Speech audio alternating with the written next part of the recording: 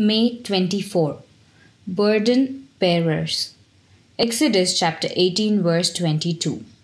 And let them judge the people at all times. Then it will be that every great matter they shall bring to you, but every small matter they themselves shall judge. So it will be easier for you, for they will bear the burden with you. Andrew C. Davison wrote about an encounter with Dr. Albert Schweitzer at Lambarene on the banks of the Ogowe River. It was about noon and the sun was beating down mercilessly as a group walked up a hill with Dr. Schweitzer. Suddenly, the doctor strode across the slope to where an African woman was struggling with a load of wood for the cooking fires. The 85-year-old doctor took the entire burden and carried it up the hill for the relieved woman.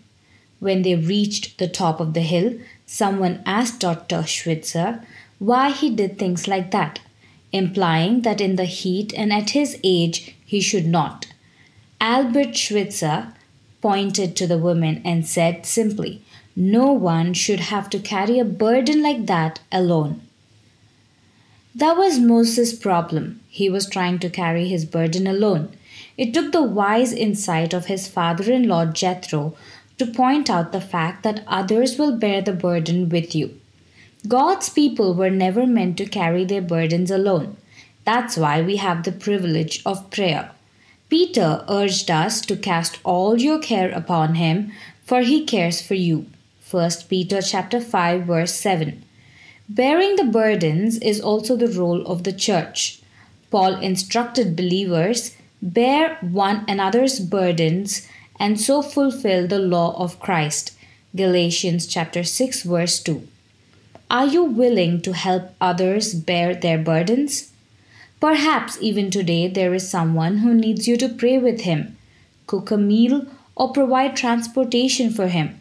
It's not hard to spot burdens that need to be borne when you are looking for them.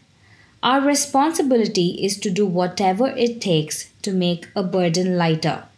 That's a responsibility that brings great satisfaction now and eternal reward in the future. A burden shared is a lighter load. Amen.